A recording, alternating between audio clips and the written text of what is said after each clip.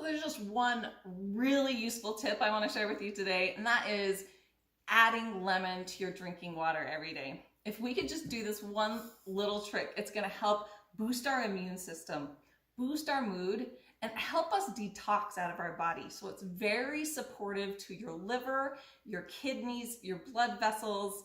This is something we all should be doing every day to improve our health, right?